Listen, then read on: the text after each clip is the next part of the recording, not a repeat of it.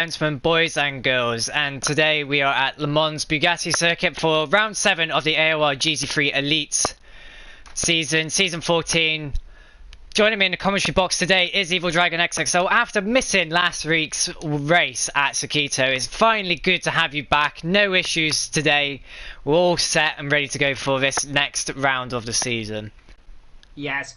Hello everyone, not disconnecting boy here because the internet decided, well actually the Wi-Fi cable came out the back, the Ethernet cable came out the back of my PlayStation and it wouldn't go back in the other week, boy here. And I'm back, everything's fine, nothing's broken. Last week something amazing happened and it's in canon because there was a stream. Wolf won the race. Spoiler alert if you haven't watched it, I mean hopefully you've watched it, but he won. And the amount of times I said, hopefully I'll have a good race, I didn't mention anything because I wasn't there and he won, Ethan. So clearly, the denominating factor is me.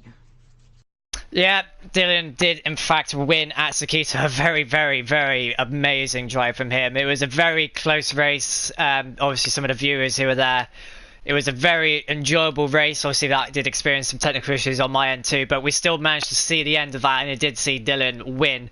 But last week did provide a lot of drama, and that was actually Jazzman, who did not finish last race. That has demoted him down 3 positions in the championship standings. He was the championship leader going into round 6. He has now dropped down 3 positions and is 29 points behind Gaza, his main championship rival, who has an 11-point gap over Jazzman's teammate, Tinus. And Boy Raxa is also coming through the field, who sits P3 at the moment, only 10 points behind Tinus. So it's all jumbled around since last race. Everything has just gone out the window. Everything has shuffled around. Dylan's jumped up 4 places. He's tied with Vectro in 6th and 7th. Honestly, round 6, Sakito, Japan, that track always provides. It provided like it did last week, and it's changed everything up into these final 3 rounds. But we're here at France Le Mans Bugatti circuit. Evil, last time we raced here, it was at the famous 24-hour layout. Here we're at the shortened version, the MotoGP layout that made its appearance in Season 10 in the dark. We are in the dark once again. What history has this track got? Because this track has a lot of history, and a lot of legendary names have raced here before. Yeah, indeed, the circuit originated back in the early 60s, built by Bugatti. It was their original test circuit. Formula 1 raced here once upon a time and never returned because they felt it was just a little bit different. They didn't like the circuit, so they didn't race that again. And since then, we've seen MotoGP famously race here. Some spectacular accidents. I all remember 2019, some oil on the circuit. About 13 drivers went down, and that was their own spot. And yeah, it was a circuit that you come, of course, down the main straight of the start-finish line, might I say, of the actual 24-hour circuit, down into the first chicane, the Dunlop chicane, and you got this long, never-ending right-hander that tightens up. It's slower than you think, and you can easily run out wide. Then you've got another hairpin as well. Short hairpins down into really a double right-hander, which basically is a hairpin, into the tricky little chicane where I expect to see many drivers making mistakes. The rear end on these cars will not enjoy that corner. And then into what is, of course, the last 2 corners, a sweeping right-left into another double right-hander to finish the lap. A very boring circuit, in my opinion. Not really much fun, but only really 3 different variations of corners: hairpin, chicane, and double right-hander. Yeah, I mean, there's a difference between a racetrack and a test track. It's more of a test track in my eyes than a racing circuit. But then again, I did race here back in January, which was almost a year ago, in the Radical events. Evil, you could probably remember the Radical Social event. That was almost a year ago. I had to provide some good racing with the Radical SR3, but obviously the Radical SR3 is being a spec car. They're all nearly identical. We got GT3 cars, and the Lamborghini has been proven to be the dominant one, and it is Jazzman, unsurprisingly, trying to make up for the absolutely appalling race he had last week out. He's trying to make up for what has been lost. Now here he's been setting some very, very fast lap times, but we're just waiting for the lobby to get started. Who's your money on today then? I mean, we haven't even started qualifying, but from what we've seen, Evil, it looks to be a close race between the same old people. But who do you reckon is going to just go that 100%, 110%? You can never put it past Jazzman. He struggled last week. He's been up and down now, but you can't put him past him. The Lamborghini is strong here. And I don't think you mentioned it. We have a new driver, by the way, Jasko, who is up there, apparently up with the top 6 in the championship. So it'll be interesting to see what he can do as well. Remember, Leonardo on his debut did very well as Papano joined, making us all 16 drivers plus us two. Wonder is, what can those pad boys do down there, Scald and Vectro?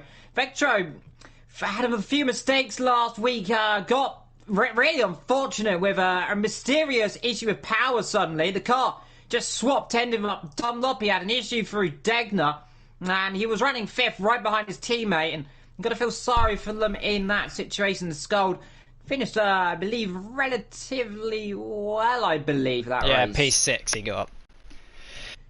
Yeah, he did have a big penalty though, Lewis, last week. He had a 44-second penalty, but he did retain the position. But yeah, a lot of that was just down to track limits. But yeah, the Audi drivers, they have been struggling a bit. It's only Papano who's really outclassed the Audi group, you can say. I mean, because the Audis, they've all been in their own little cluster, and the rest have been all doing their own thing. But really, it is Papano who's been outpacing that car. He's been outpacing the other Audi drivers, but Papano hasn't really been anywhere these past 2 races. He's only had 3 finishes out of the 6 races that we've done, and we're going into the 7th one now. And a lot of these drivers, they've got a lot of DNS. We have unfortunately lost one of our top names and top competitors, Archil.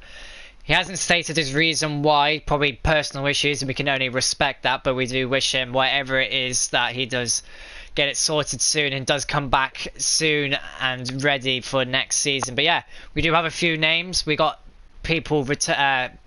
Also, we got Big Kid Daddy Evil. We got a new name, Jasko. So that's 2 new probably what? I don't know where Jasko's come from. I don't know if he's got any previous experience in AOR, but obviously Leonardo being a tier 2 driver, Jasko literally has appeared out of nowhere, just like a talent out of nowhere. And he's already putting up a big fight to these guys who have been here with a lot more experience. And he's lapping quite quick, so it's going to be quite interesting to see what he can do in his first outing in Elites. And it always will be interesting. We're just waiting for a few more seconds, of course. It's 7:59 or 19:59 in Universal Time here in the UK. And talk about the circuit. As early as 1950, the talk began about creating a permanent circuit inside the 24-hour circuit, of course, the Circuit de la Mort. Of course, the gigantic, beautiful circuit that we raced here last season. It wasn't until 1964 the Bugatti circuit got a go-ahead, and the designer Charles Dutch, mispronunciation as per usual from me, most likely there, I do apologise, designed the layout which has remained relatively the same even today. The only difference is, of course, the first chicane wasn't there, because remember, of course, in the 60s that didn't run, and it was a sharp right-hander coming on to where the long right-hander is now at turn number 3. So relatively the same for 60 years, give or take. It's pretty impressive, Ethan. Yeah, one of those tracks that retains its heritage, Monaco being another, Monza as well. But really, this track, like I said, is more of a test track. I mean, it does suit some cars, it definitely suits some drivers. Jazzman is one of them. Quite a personal favourite, this track, I mean, but it does share some of the elements of the full 24-hour layout, which I have a lot of experience at. It is a track that I very much enjoy, but it's down to these drivers who are coming out on circuit now, as Big Kid Daddy's already picked up a 1-place grid penalty for speeding in the pit lane. All these guys are eager to get out. Track temperature is crucial here, because it does get warm and it does get cold very quickly. It's going to be Gaza and Jazzman we want to be watching out here for Evil, because apparently they've been going really fast. Dylan, he might be of a dark horse. He was a dark horse last race, and out of nowhere he pulled out a win and pulled out some very quick laps. But it's going to be Gaza and Jazzman who are going to be looking for the win here today. But for all we know, something else could happen. Just look at the pink sky, absolutely picturesque. This game might not be as pretty as some other games, Evil, but it does still look very beautiful on an old console. And that's Leonardo there, I believe, going quite slow. I believe it was Leonardo. Like I said, yeah, it was. But yeah, the game, of course, for console which is now coming up upon 6 years, give or take. doing well. You can see Jazzman, Wolf, they're all bunching up. And this is a trend around the circuit that is relatively tight out. When we say, I mentioned it earlier, this chicane here, we're right about Leonardo right now. Just how thin the circuit gets. It gets thinner and thinner and thinner. And then this chicane here, you hit that inside curve, Ethan. And we've seen it before. And I think you had a spin there once or twice. GT3 a couple of seasons ago, or it's a certain corner that catches the best drivers out. It's very little tricky, isn't it? Personally, I can't remember that far back to season 10 if I had a spin or not. Obviously, at the moment, they can see it clearly, but from what I remember back in season 10, we raced in the full pitch black here, and there's no floodlight in here. It does still retain that dark feeling that the full circuit has. Not really much lighting around the entire circuit bar from maybe the pitch straight, but yeah, that's part of the circuit is going to catch you out. The curbs, the cars will be able to rise over the curbs here because they are quite flat. They're not amazing. They're not like the Nürburgring or Sakita where they're quite high up on the circuit, or they're not too big, so they'll be running quite low height ride height settings and low probably quite high spring ratings, so the cars will probably running quite stiff. But it's these long corners here, kind of like Bruno, the long medium speed corners that can really catch the drivers out, because it's just balancing on that edge, the fine line between mechanical grip and aerodynamic grip, and the cars will sometimes struggle to maintain that. I kind of had that issue at season 13 with Bruno, kind of struggled to get that mechanical grip. But some of the drivers, they would have practiced enough to ensure they're not going to have any issues. But you can see it's a nice clear track at the moment for Gazza. You can see clearly in front of him. But I think when the track gets darker, that's going to be a lot more difficult to find your braking points. So these drivers, they ought to pick out a nice solid point of reference to brake at. Something preferably nice and bright so they can see it when the lights flash on them. They pass the giant Ferris wheel there through the last two corners, the double right-hander.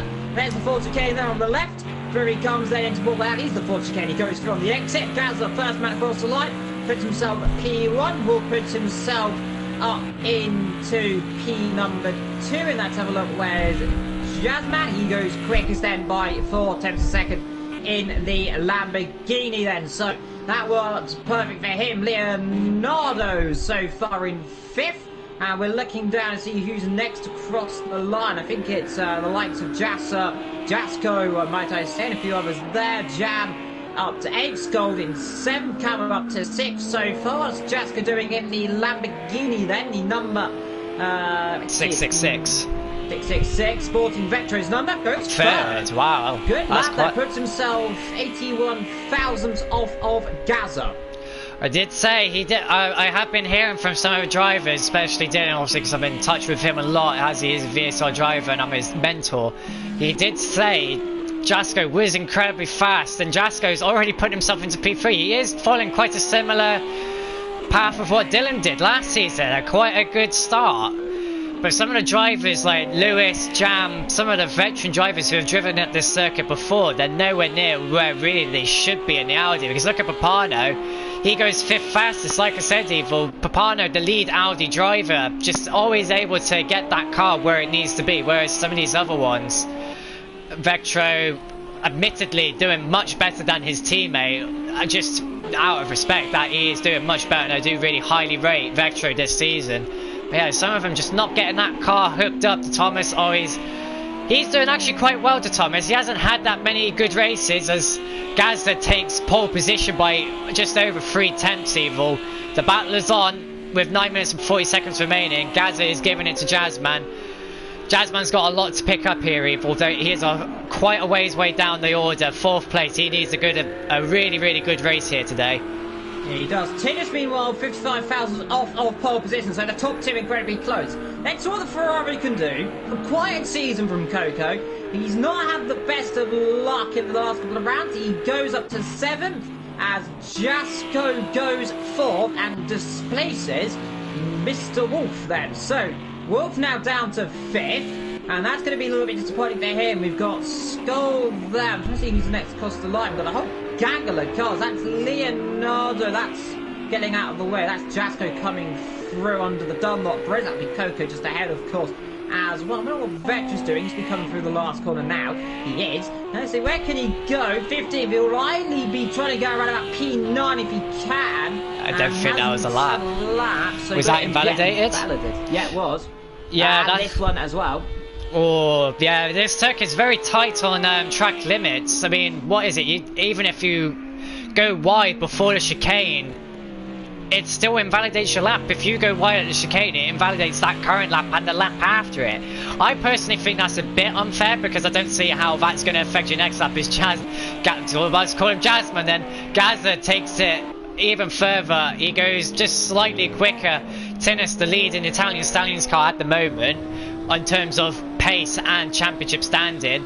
He goes quicker. It's really on, isn't it, Evil? We got it on today. These drivers, they're throwing everything at it, and albeit, well, why not? We're into the fight. We're in the 7th week of the season. They're going at it. This is where it counts. Jasmine does not improve on that lap. Boy Raxa, where is he currently? He is it? He's third. I couldn't find his name for some reason. That's Big Kid Danny in front of him. Yeah, it is. And he's gone wide. That's yeah. Let's see, Boy Raxa. Might have got a little bit of a slipstream there, ever so slightly. It doesn't improve. No, yeah, down 49,000, so not a lot down, and he'll go back in the pit lane, ending lap Wolf going out the circuit. So using next line. Looking at Vector coming through the last corner again. And let's see. Is he going to get a lap time this time around, or is it still invalidated? I think it might be, or is it? Yeah, it's an invalidated lap, yeah. So he needs to get a lap on, 7 minutes to go in qualifying. You don't want to be down here in these bottom halves. Got meanwhile in 8th position, his fellow teammate, warming his tyres up with his sliding there. And I suppose it's one way to warm the tyres up, but not really what you want to be doing, warming those tyres up that quick around the lap, because they do wear, and he's rather got no grip out there. He's been playing a lot of Gran Turismo recently, and let's hope for him that's not affecting his driving. Now, obviously, because Lewis is a pad user, I don't know how much it will affect him, but it's not really an excuse for him to be driving. Like, if he has a bad race, playing Gran Turismo is not his excuse. He is obviously being an AOR. It's your choice on how committed you are. If you want to practice, but you got to be aware that other people here have practice and here to have fun and race, and people don't want that to be ruined. So Lewis just got to be careful. He's doing what he needs to do in terms of warming his tyres up. As Gaza comes across the line, can he beat Tinnis? No. Well, it must have been an out. I mean, it's 6 thousandths of a second. That's literally just... That is so quick. Like, that is just the difference. So that could be the difference of just slightly lifting off. As well. Yeah, all within. Yeah, they are well and truly. Oh, Dylan, really, that's a lot of the weight transfer through his car, just kicking through the car. That's Jasmine. He's up. This could be a good one. If he maintains this will be pole position. But he's got a lot of traffic. Did you see up front, Evil? And Jasmine's on board. Look at the traffic he's got up front. That's Coco. That's Camo or Essa. One of the two. Oh, this could be really bad for Jasmine. In fact, Coco's got out of the way for one car. Hasn't noticed the fact there's another one coming up. He's got out of the way now. No. Jasmine just ran himself onto the grass then. Just didn't need to do that, and he's lost just a couple of thousandths of a second there. That is enough. Just those slight miscalculations, those slight errors are enough just to wipe your pole lap clean through the banking of the hairpins. I feel like Jasmine, he's potentially been hurt here, but he soldiers on nonetheless, Evil. Let's see what he does. Right, I'm over-validated it, you know. I think it might have just crossed the line. His camera gets out of the way. Did he get invalidated? He didn't. Goes pole by a tenth of a second then. So that's a new lap time then. 34.1, and we're definitely quicker than we were in Season 10. Do you want me to double confirm that? You could double confirm that, but I'm pretty certain that is a new lap record for the PS4. Remember, of course, in slightly better conditions. Gaz warming his lap up. Then he's got Tinnis coming at him like a brick wall. And let's hope nothing bad happens there. Tinnis through the last corner, right over the curbs. Let's see, does he improve his lap? The answer to that is no. It was down 4 tenths on that one as Jasmine comes back in the pit lane. But Raxa in 4th. Jasko a fine 5th, but 6 tenths down on pole. And then we got Wolf in no man's land at 10th off Jasko. And then a big gap down to Papano, Jam, and the rest of the field. Vector, meanwhile, has got a lap in, and it's 2.5 seconds off to Thomas in the other. Audi is up by 0.8 of a second, and that should put him around about, we put him 15, but we won't improve him by too much, so he definitely needs to find a bit more into this long flowing left and into the long flowing right. Down towards the double right-hander, which is one of the hard corners on this circuit. It's one of my most hated corners on this game. But nonetheless, Vegas can't be choosers. Through he comes to the line. Does he go improve? Can he get up to about 14? And it was invalidated then, so he stays down in 16th position. But yeah, just confirm the top three have blitzed the pole lap that was in Season 10 set by CJ BMX and a Lamborghini. It was a 34.3, the pole lap in Season 10. Obviously, most of our drivers here are doing much better. And obviously, last time we raced here, it was the World Cup on, and half the drivers decided not to turn up. But we've got every driver in the tier here, which is very good to see. Obviously, we're coming into the end of the cycle. We've obviously every product has a life cycle, and the PlayStation 4 and Project Cars 2, they're slowly coming to the end of their life cycle. So we're doing good for the amount of drivers we have. Jazzman, oh, he's on an outlap, I think, so his tyres might be a bit cool there. But we're coming to the end of the life cycle. Obviously, Season 11 is a good comparison to this season. Season 11, there was 6 tiers on PS4. Now we have 3. That just proves just the cycle that over time things degrade and change. But Project Cars and Sightman Studios and Codemasters recently announced that they're in partnership together, and that bodes quite well for Project Cars. I mean, it opens up a whole new path and opportunities for the game. So hopefully this might reimburse some of the drivers back into the console field, because obviously the PlayStation 5 comes out this time next year. So that's going to be really cool to see what is in store in about a year's time for us. By Raxa, meanwhile, for Slide as he improves, he doesn't do it enough though, so he's into the 34 freeze, puts him just about the same pace that CJ was, give a couple of thousands, but that is a good lap for him. He's only 2 turns behind pole right now. Let's see where is the rest of these guys, and they're all coming through the last corner. They will have one more lap to go then after this one. In fact, Gazza, I think, is on the bobble. You might not get another one. That's Scold or Vector just up the road there in the Audi. And let's see if one of those two improve. I'll keep an eye on that one, and I do not believe so. Gazza, does he improve? 56,000, puts himself 16,000 behind. Tinus doesn't improve. This is awfully close, Ethan. This might be a mega qualifying to end this, really, the second half of, the 3 quarters of the season gone. Yeah, Jazzman, obviously he's got more fuel than Gazza. I don't know, Gazza's obviously continuing on his lap on probably what is about 2 litres left. So he's really running on the cusp there. Jazzman, oh, he's on even less. But yeah, Jazzman, with a bit more fuel on board, he might have some better traction. You see Gazza's down, so not really much point continuing on that. And there he goes, he does not continue. So it's down to it's down to Tinus. Can he displace Gazza from second place and lock out the front row? It would be Jazzman and Tinus if that does happen. Jazzman goes even quicker and bursts into the 33s. Wow, well, that came out of nowhere. Papano, where is he? 7th. Jasko's dropped down to 5th, but that's still not bad for a new entry into Elite. Not a bad showing at all. Vectro coming through the chicane, using all the curb. That's a good way of doing it. Allows you to carry the speed through. Vectro been complaining about the rear end on the Audi. It seems to step out a lot under braking. Not quite sure it is. Might just be the differential. He hasn't been quite able to work out. It's only just cropped up recently, so he's got to do the race with that issue potentially. He comes over the line. Where is it going to be? Staves last. That's quite a disappointing showing for him. Certainly not where he wants to be, Evil, is it? No, it's definitely not. We've got a few other drivers on laps. Let's see, Leonardo down 14th. Not having the best, and he goes split the circuit. That's invalidated there, I'm afraid, my friend. If it's not, I'll be gobsmacked. It is invalidated. Does he not improve? No, he will not. We're waiting for Camo, Pano, and by Raxit to cross the line. So first up will be Camo. And let's see where he goes. He's 1.8 off the pace. Needs to find in terms of second to beat ESS. Let's see if he can do it then. Through the last corner, this tricky right-hander. Rear end steps out. That's invalidated, I think, as well. He might have got away with that just about. Does he find any time? The answer to that is yes. Goes up to 11th position. We've got Pano in the pit lane. It's Boy Ratson through the last corner. Then where does he go then? Can he get himself up onto the front row of the grid? The answer to that is no, he cannot.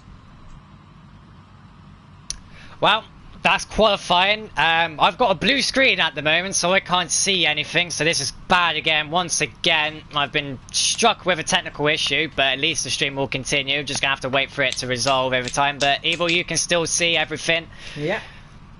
Jazzman on pole position then by just over 2.5 tenths of a second, give or take. Gaza, Tinnus, Boyraxa, Jasco, Wolf, Papano, Jam, Scold, Coco ahead of Camo. Then comes Big Kid Daddy, and didn't see the rest of the but it's Leo, De Thomas, and Vectro down at the back of the field. It's much darker now. It's gonna get certainly darker as the race progresses on. I am now back. I can see everything, so that's good. Not had to restart anything this time around. So 37 race laps in total ahead of them. Evil. Not as much fuel as they're taking on board last race. Obviously last race was the 90-minute endurance race. And I've got a blue screen again. This is happening all too many often times.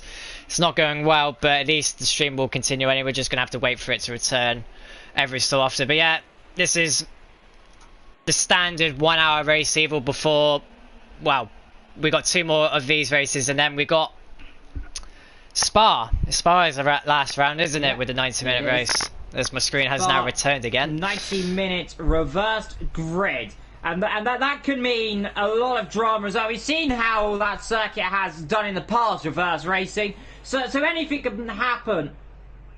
And it usually does. Now looking through the field, we've got 98, 103 for Gaza, 100, 100, 93, 99, 7, 90, 100.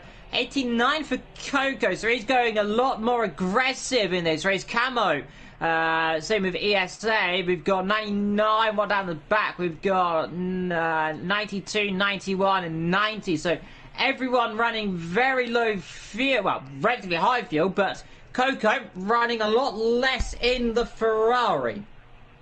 Yeah, Coco, obviously, maybe the Ferrari just runs a bit better on the fuel. Perhaps it manages just a bit better. But here we go, Evil. They're all synced up. They're going to be getting ready to go. And obviously there's a 5-second waiting period before they're allowed to move off the grid. And then they'll begin the AOR formation lap. So this is their chance to do what is needed. Because Jasmine pulls away. Obviously tyre temperatures, they're already going to be up to temperature already. Tyres are preheated before the formation lap, which is quite nice. Kind of like in Formula 1, it's very good, so drivers are not having to worry too much about tyre warm, but some of them will just do it inadvertently regardless. Very disappointed to see Vectro at the back of the grids. I mean, he may have been busy for all we know. I haven't really been up to date with what he's been up to. Usually in the top 10, but this time around it's not going his way. But his teammate Lewis, the one who we'd expect him to be battling for the top 3, just nowhere near where he should be, and we've been certainly expecting him to get a podium last time out. That did not happen. Algov is his next chance to get a podium in the wet, and otherwise this will be his worst season to date. Yeah, indeed. Algov, remember, in the rain. We've often seen how Algarve can be very soggy very suddenly, and rain Algarve, I think we're in for a very soggy afternoon in just over a week's time. But right now we've got clear dark sky, a few clouds might I say, but nonetheless very pretty sky as we head into the late evening, into the night, around about 8 PM in Inton, if I'm not too mistaken, about 7, 8 PM there. So of course we will transition as this race goes on, gets darker and darker as we go. And remember, as it gets darker, these drivers are going to be more and more treacherous. Remember, hard tyres that these drivers are using. I was speaking to a few of them. It's on the cusp between hards and softs. You could run the softs at the beginning, but it definitely won't work later on. So imagining everyone will be running these hard tyres. Remember, it's going to get colder, so those hard tyres aren't going to be best suited later on, but they're going to keep with it. Well, Jazzman, he's on pole position yet again. Remember though, he'll have the inside line for turn number 2. Turn 1, but the inside line for turn 2 will be Gaz's opportunity. So let's find out then. The green flag ready to wave. Bit of a bunch up in the background, so he'll get ready to go. They're underway then. Here in the monitor, stonking start from Jazzman then. Gaza jumps up to P2 then, and everyone else seems to be clean off the grid. We run down them up towards the Dunlop chicane for the first time. It's Gaza leading.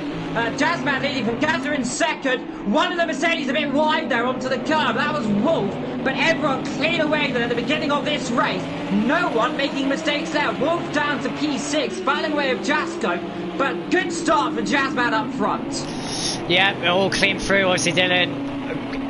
Right in the back of all those guys with all the dirty air. Big Kid Daddy's had an issue. Don't know if he's gone straight on. Think we're at the full circuit, I'm not too sure. But yeah. Oh, who's that battling there? There was 2 cars there. Oh, Jasco nearly caught up with Parno. Dylan's lost out there. It's a very tight circuit this, but the Mercedes grunt is coming back. Is Dylan able to make the pass? He's looking, he's up the inside. He's got the inside line here, but Papano's got the outside line. He's got the better drive. Papano just losing it on the rear slightly. Dylan was there to correct him. Otherwise Papano would have been in the grass facing the wrong way. Papano's got nowhere to go this time. He may give a look, yeah, just to keep the peer pressure on him. The chicane is lit up by multiple headlights, but further into the night we go. That place is going to be even dark. Look at it there now. Look how dark it is. A few more cars in the background. Vectro, Leonardo. Vectro's gone round. Vectro's round. That is very disappointing to see there. Too much rear end. Again, like we said, Ethan, on the practice, he's struggling, can't get the rear end done. I'm wondering, has there been contact that we've missed there? Because they suddenly dropped. But look at the lead Jazzman's got. He's got 2 seconds in what really is a lap. Incredible pace from that driver. Something's happened. Is flying around the circuit. Thomas is Gazza's dropped back at 39. We'll see if there's any problems there, but amazing pace at Thomas, so there's definitely been contact down the back, but everyone concertinaed up the front. Wolf in 6th position behind Jasco, but everyone relatively up this front group clean and scot away as far as we're aware, but nonetheless everyone behind, we've got Camo, Coco, ESS and Jam all battling together as per usual. These lot have been battling together all season long as they now come into the second of the really 4 happens on this circuit, might I say. Right now, Coco looking like he's going to have a little look. That's what he said, Camo having a look on Coco there, and you can see the Ferrari gleaming there as he gets a bit of a rear end there. Struggled a little bit, the Ferrari on the exit speed, but nonetheless, it's got a very big grunty engine, of course, and it should just be able to pull away from that Audi. Wow, Parno, Wolf. Then we've got Jasco, then we've got these top 3 positions. Like I said though, 2 seconds off the start and he's pulling away a little bit more. Yeah, I get the feeling something may have happened during the start. It might have been a little bit of a bunching up, but Jasco's picked up a penalty. Skull goes down the inside of Papano. Papano's dropped right down the field. He was right up with Dylan and now he's dropped down. Skull trying to get the use the wider line, just can't do it. He's just not on match with Papano. Papano definitely the superior driver in this battle. Wolf is that an early stop or is that damage? I can't see any damage on board. It doesn't look like any damage. It's too dark. I can't see any damage. I think this might be tactics, Evil. I get the feeling he's getting out the dirty air, because sitting behind all these cars, it may be hurting the tyres, might be hurting the car a bit. Jasco very much getting his elbows out. He was right on battle with Dylan out of his Dunlop chicane, and he's in 5th, but he has got a penalty. I don't know how big that would be. It might be 1 or 2 seconds potentially. 2 seconds, or it is quite a strict circuit this, so that is to be expected. S is doing quite well. Jumps from 8th. Was all the way at the back of the grid, nearly he's up into 8th. Coco, like you say, with the aggressive style at the start of this race, is up into 7th. Jam's also picked up a few positions, and it's really drivers like Lewis and Vectro and Leonardo and Thomas who have been caught out, as Lewis has picked up a penalty, continuing on from his amount of penalties he's picked up from last week as well. Big Kid Daddy also not making a good start either. Doesn't look to be comfortable. Don't know what happened to him at the start of the race. He just seems to have turned. Either it was contact down there or he just made a small mistake because he just went straight on where of course, the 24-hour circuit goes compared to this one. So either he locked the car up, which is incredibly easy to do, or just made a small mistake, maybe a bit of contact, we don't know. It's difficult to see down there. But Papano, so far in 10th position, Skull in 11th, getting a penalty there, I just saw, slowing right down on the exit on the curb and grass as well. He's got another one. He just got another one there.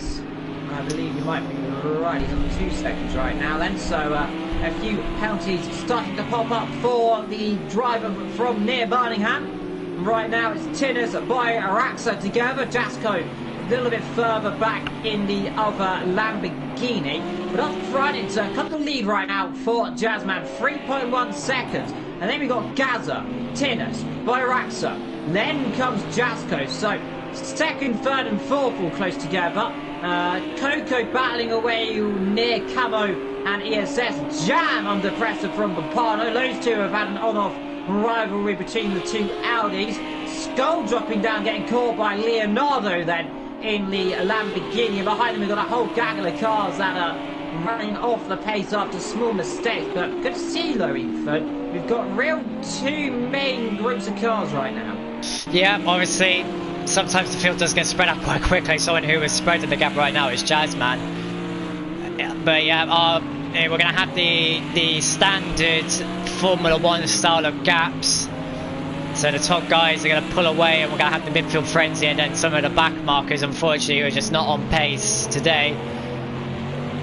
Boyrax is latched onto the back of Tinnis. Looks like the Mercedes is just a bit better through that section. In fact, he does lap quite quick there, but oh yeah, he laps very quick. To be fair, he's on the same pace as Jazzman, who's got a nice clean piece of track. So Boyrax, I reckon, without the Lamborghini sitting away, who went deep into the Dunlop chicane and absolutely mullered his exit, I reckon Boyrax is on pace. Oh, thought for a second there. Tinnis is playing defensive. Tinnis planting his car. You are not coming through there, my friend. I think Boyrax, you can see him lining up. He's comfortable. He looks like he wants to go for it, but he just a little bit too far back. Again, a small mistake from Boyrax and Tinnis as well. A bit more of a mistake. The boat's squiggling around on the front end, and now it's really down towards this double right-hander. If you get a good run out of that hairpin, Ethan, you have a massive chance to come down towards this chicane. And this double right-hander, then even more down to this chicane as well, which you've seen passes before, but it's often doesn't end at the best. Well, so no, it is a straight, kind of. It is slightly turned to the right, but obviously the V8 grunt of the Mercedes, not sure if it's enough, a long enough straight for him to get by, but obviously he does have the long Le Mans front straightaway to get up to Dunlop, as that's Jam taking the incorrect route of the chicane after being overtaken by Papano. So Papano's making his way back through the field. He's got S and X as Tinnis comes in. I guess he's bailing out of that battle. He knows he's not up to par with those guys, and he bails out. Where it is to boat him. Will he come out ahead of Dylan still? Because what's Dylan doing? He's doing 36.0, so he's not exactly lapping slow, Dylan. He's only just a tenth slower than Gaza. I keep getting Gaza confused with Jazzman. As that's Lewis getting another penalty and almost returning into Leonardo there, almost like he wasn't there. So the tier 2, now tier 1 driver dispatches a veteran tier 1 like it was easy pickings there. Vectro also with a penalty there. Tinnis has come out just ahead, but Vectro very wise to back off from that. He could have made the overtake potentially, but that's opened up the opportunity for Big Kid Daddy now. See what happens here. Where's Dylan? How far back is Dylan? Dylan's lapping just as fast as the others, and he's got this battle up front, so he's going to want to... Got a bit there. Ventro's, again, the rear end is not planted on that alley at all. And Big Kid Daddy, he's a veteran driver. He's been in the sport a long, long time. And if there's anyone who knows if there's a gap to go for. Big Kid Daddy Alternate. He's an optimistic driver, and let's see Vetro, who's struggling a little bit. Brakes early. Down the inside, and be brave, won't do it there. Vetro gives him the room, fair play to him there. Opens the door up, and opens up so much, he can put an aircraft carrier in between it, and a bit more. And now he's on the circuit, and they're going to be side by side down towards the chicane. But Big Kid Daddy just about got the line. Vetro trying to squeeze him there a little bit. He'll have the inside line, but then again, I think he's just through. Vetro's rear end again, skating out on him. Can he get a car back? No, he cannot. Now he'll have the outside line though, so there's often a chance to go around the outside, and I think Wolf's getting caught up in this as well, as these two battle away. Wolf is just sitting there, finally saying, move over, he says, I'm going for Tinus. And Tinus right now is probably happy he didn't get caught out behind these two, because Wolf is getting all sorts of hold up right now.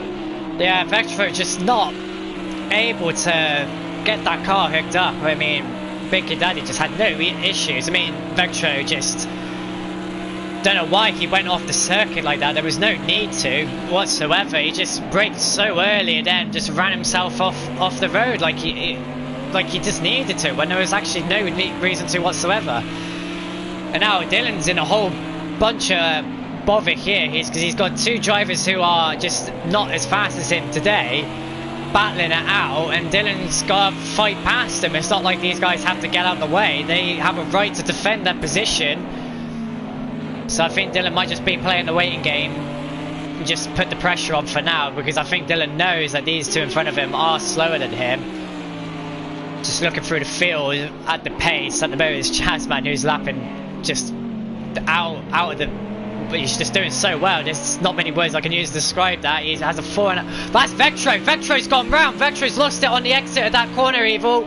He's hit the wall, I think, potentially. But I just saw it. Just saw it on the. I just heard the engine of a V10 just plummet down. The RPM plummet down, and the headlights disappear.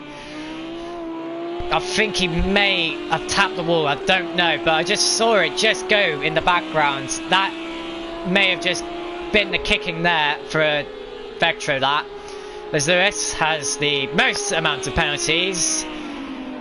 Lewis is making a name for himself in the wrong way. He's gaining the most amount of penalties, and really he knows he shouldn't be doing it, and it's kind of disappointing to see, but regardless, Dylan now able to further catch, but he's got Big Kid Daddy now. Big Kid Daddy, not a slow driver by any means. Obviously last season he was in the Mercedes and certainly gave up a good fight here.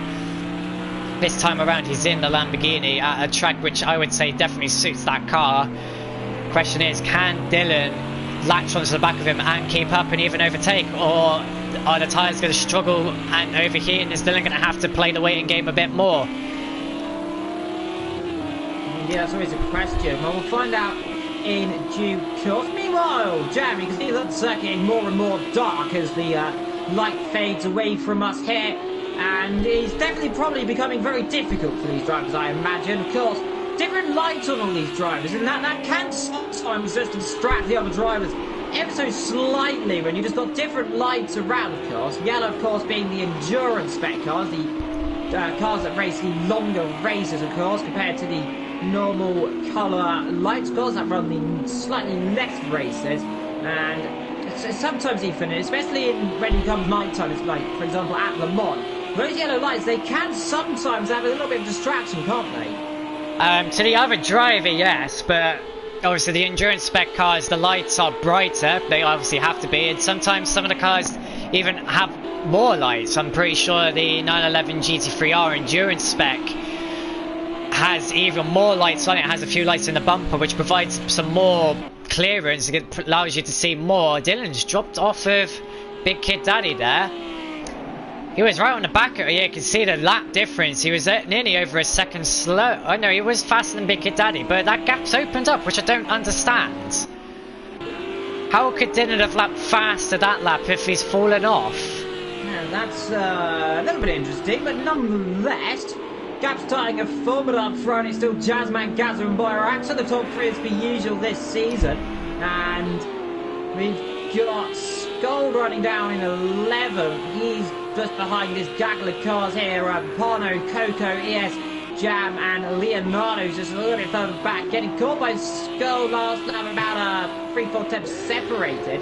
But again, penalties, Ethan. It's the first time this season we've seen that many drivers with penalties. And, well, you might say it's just the circuit causing the issue, isn't it? Probably is the circuit. Very difficult with circuit this place is getting the penalty, isn't it? Definitely one that's catching a lot of drivers out, as I thought one of the drivers coming in, Coco in. So he's decided to bail out. You can really, that pit entry, Ethan, you can catch yourself out easily, can't you? Yeah, you very much can. It's a very tight pit entry. You talk about penalties, the lead, the Jazzman has picked up one. It's 2 seconds. Oh, no, it's not Boyrax, it's Jasco. 4 seconds. Oh, you don't want to be doing that. He's had his last lap. He must have got a penalty last lap. That's not what he wants to be doing on his debut. That could really hurt him. But yeah, obviously, it depends on the strictness of the track clearance. But obviously, it's not that difficult to keep the car within the white lines. Obviously, sometimes certain measures have to be taken into consideration. Obviously, sometimes there are just factors that just have to be done.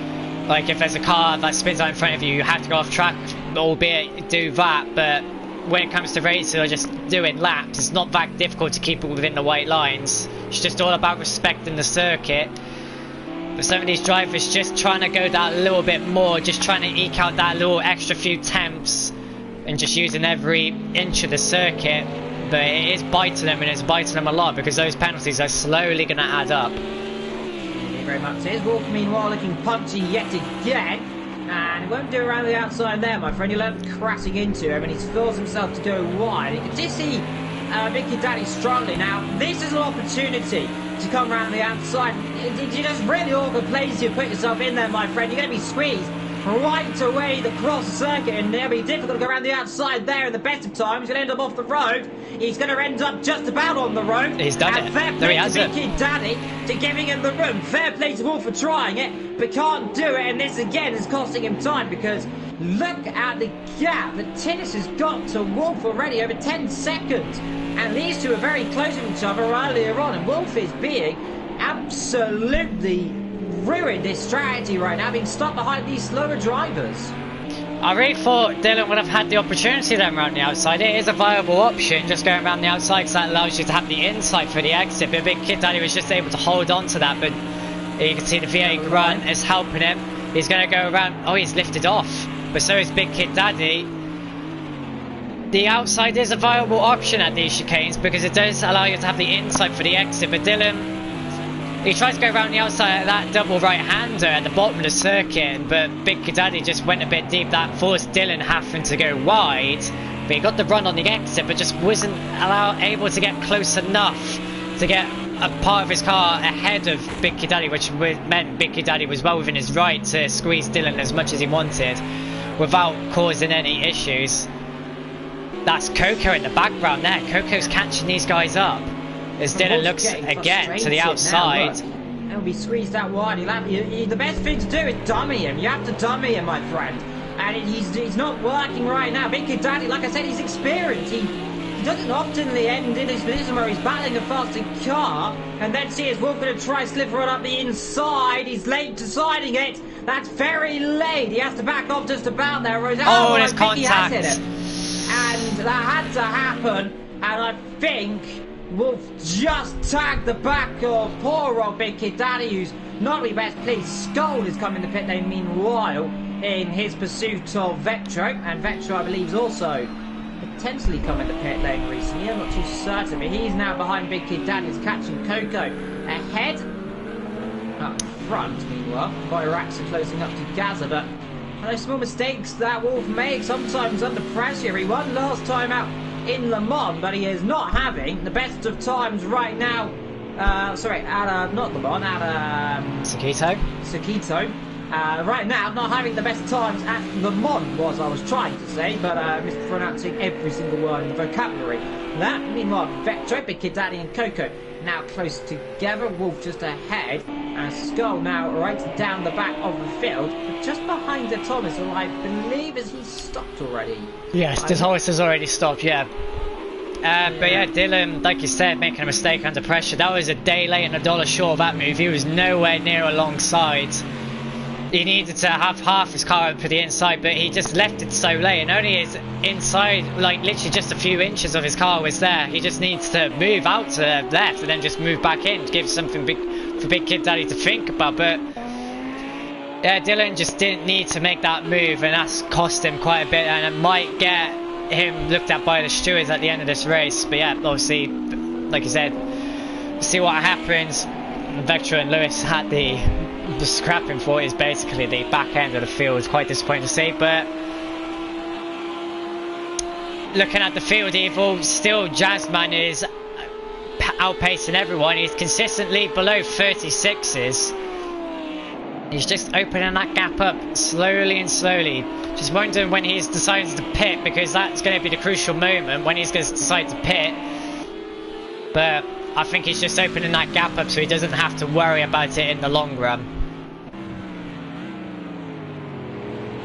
As Boyrax through the double right-hander,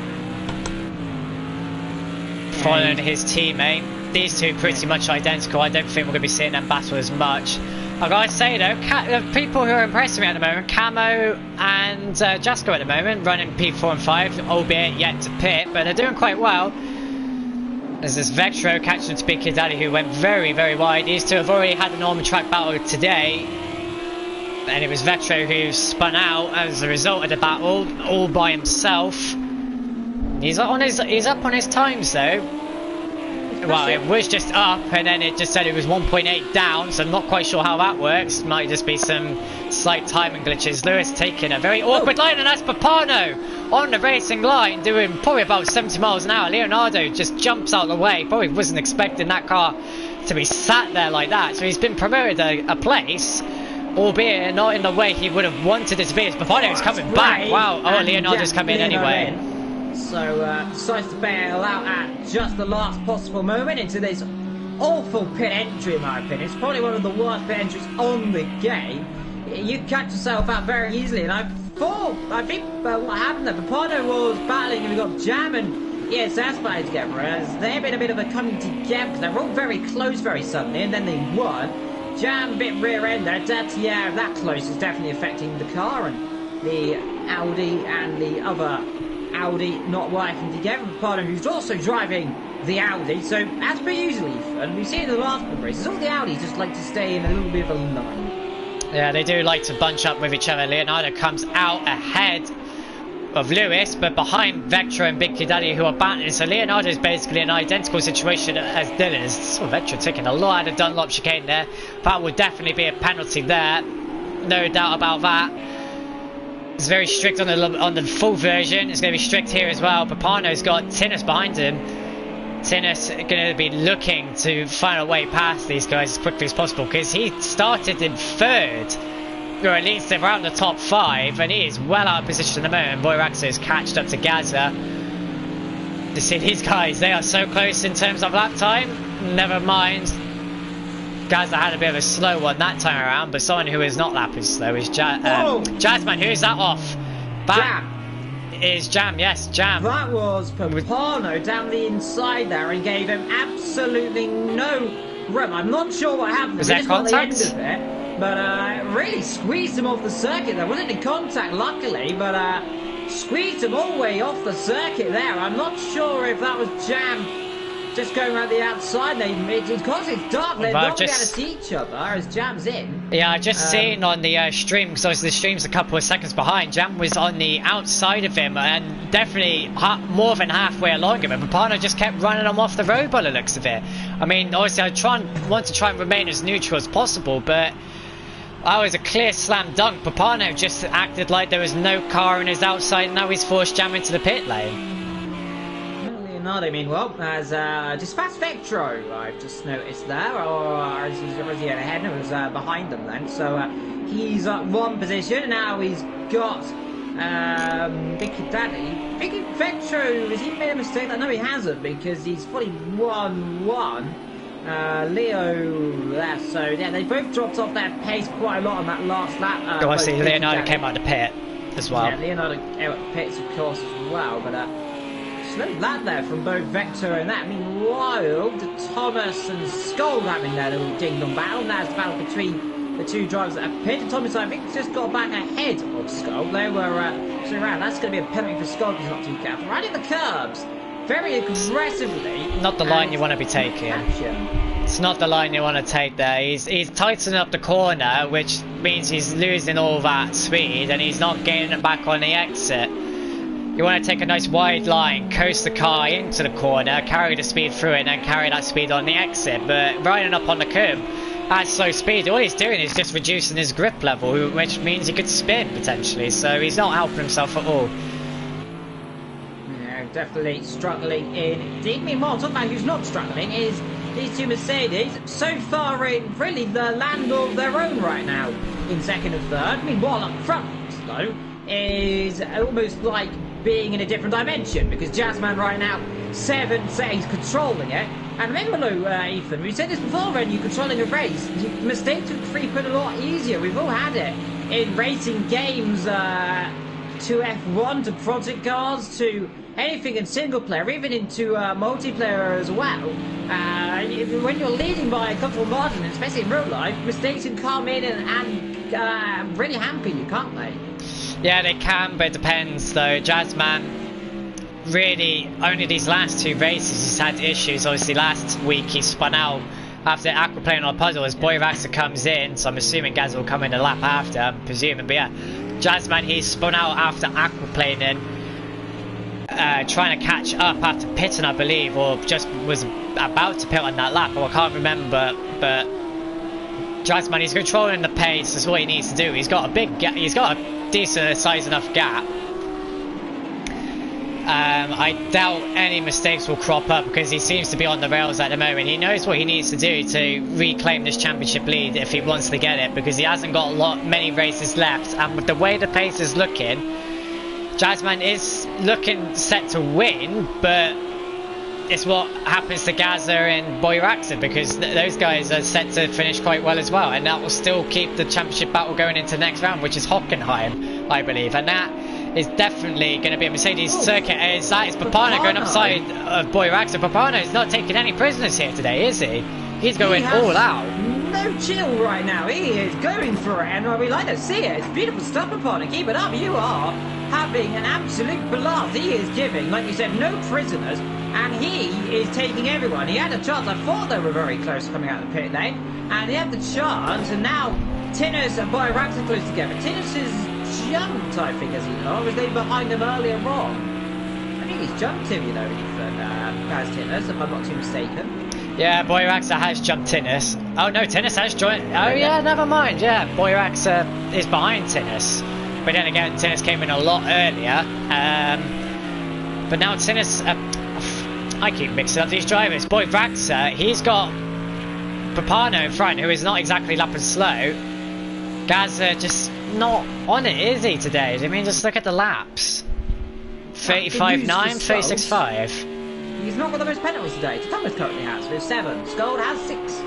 So, penalties, not doing themselves the best justice. We are, give or take, halfway through this race, with still just over half of it to come. In the pit lane has come ESS, so he's decided to bail out his stop, and he should be coming out where he's 39, should be around about Scold Wolf, Scold Thomas, might I say, though, currently still together. Scold, that jam behind him, catching up on 39, 37 for Thomas.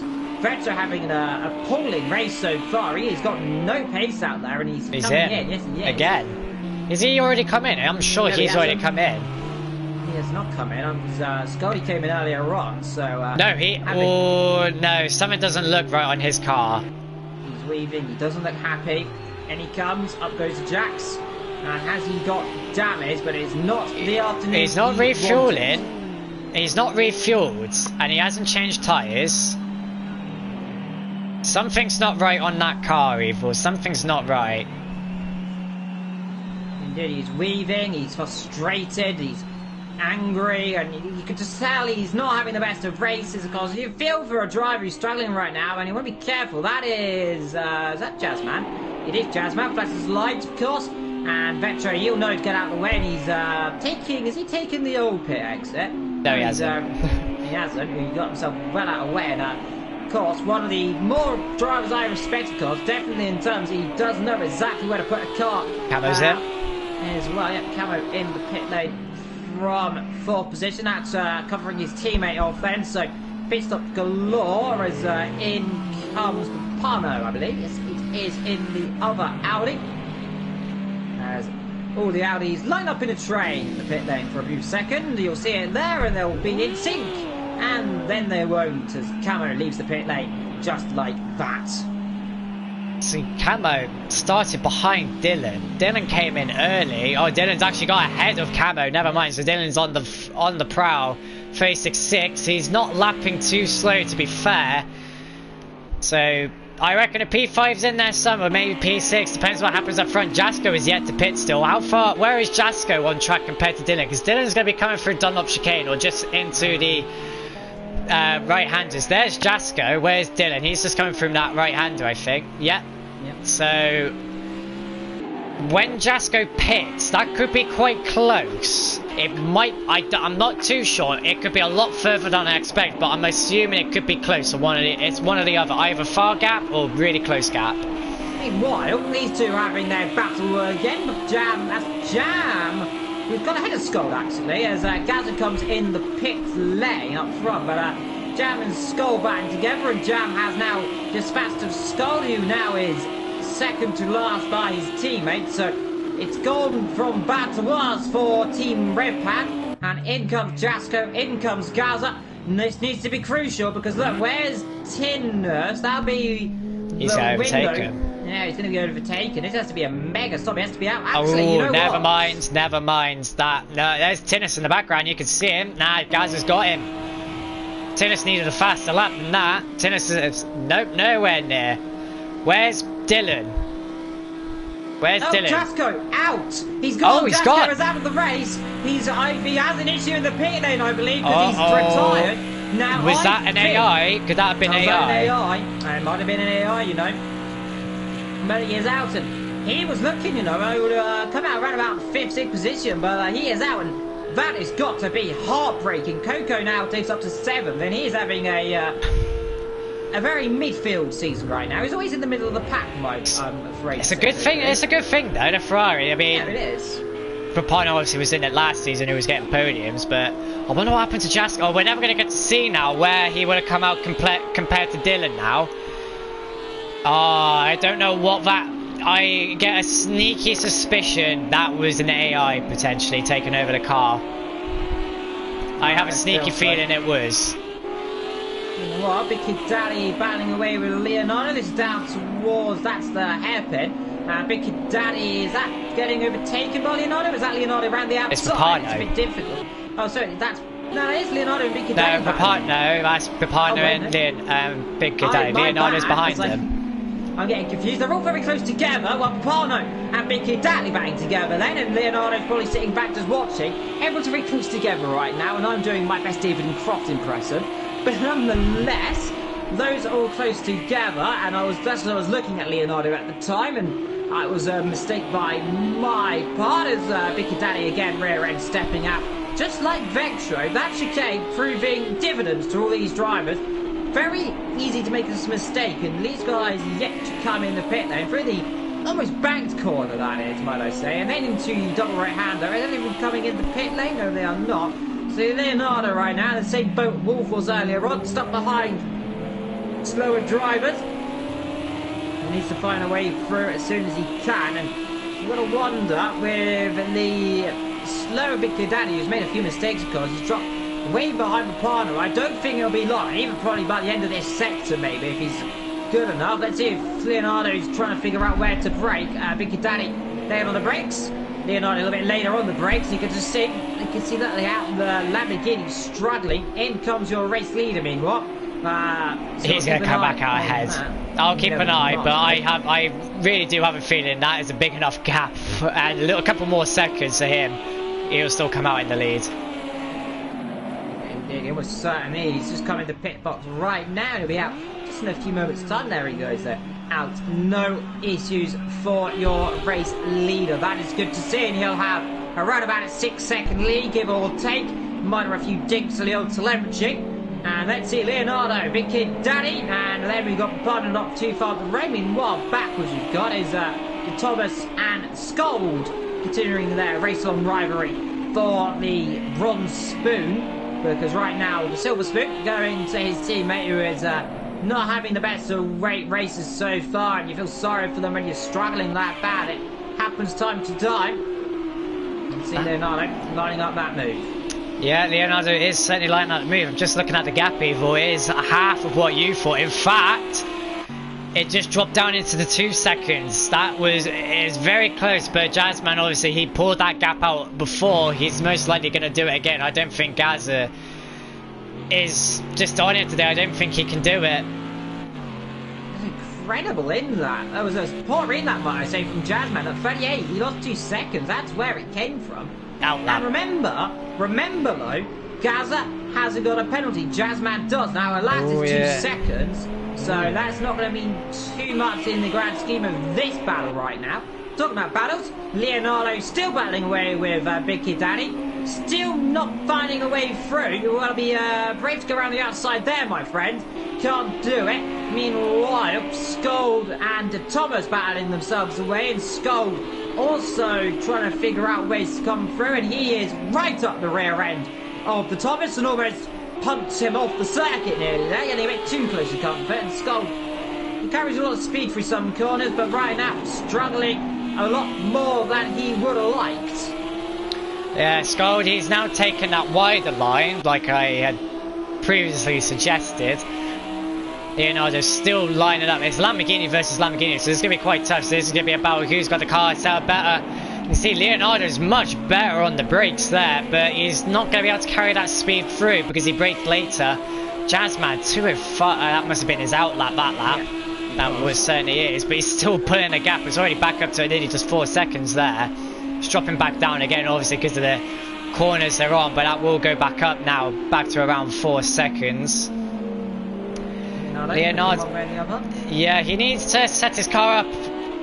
He just needs to keep trying to catch up, but also carry that speed in, and then just set his car up in a way where he could just slingshot by. Because it's going to be very difficult. Because it's all well and good having a draft, but it's a Lamborghini versus a Lamborghini, so he's in a tough spot here. Same with Lewis. It's the same car versus same car. So these drivers, it's all down to skill and setup and what these guys can do with their car.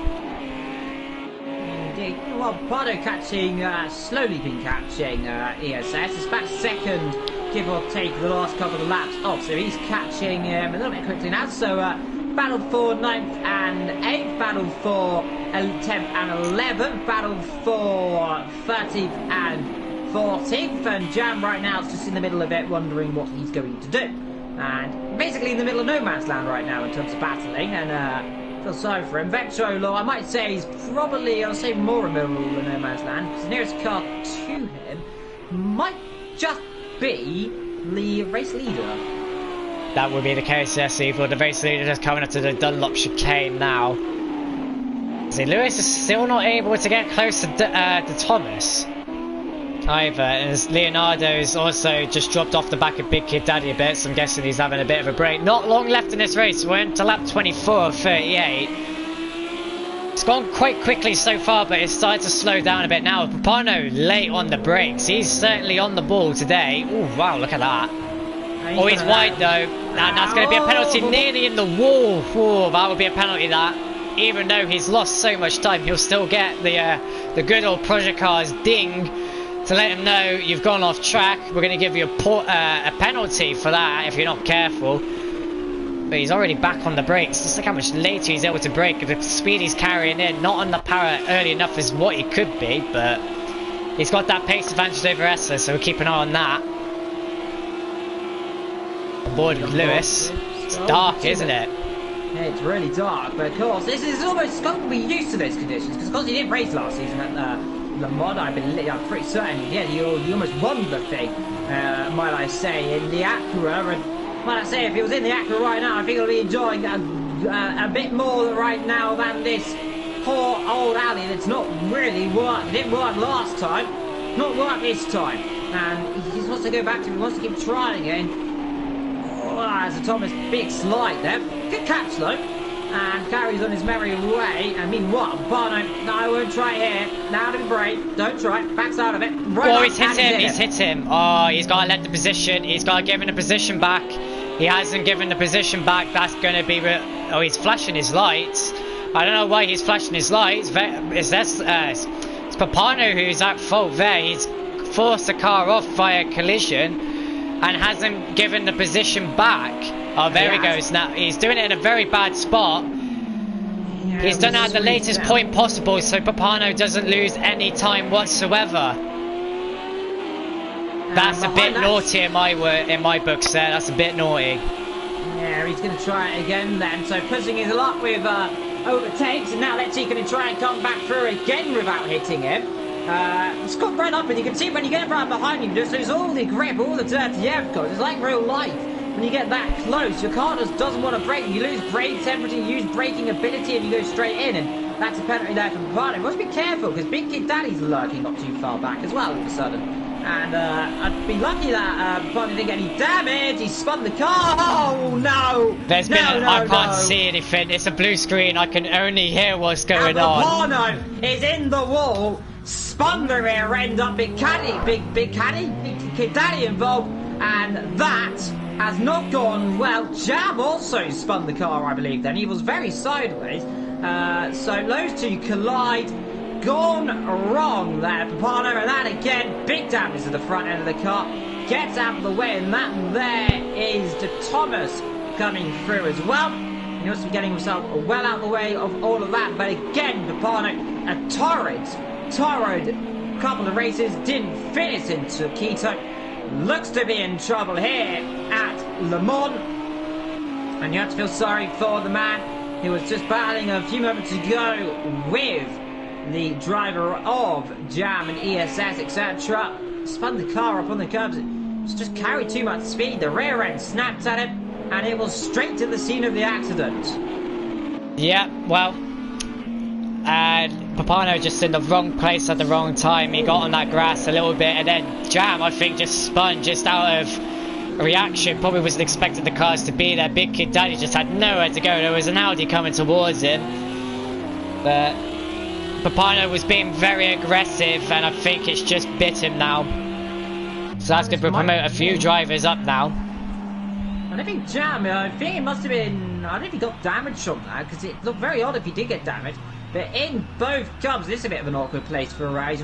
But Big Kid Daddy has murdered every single one of Papano's pick through.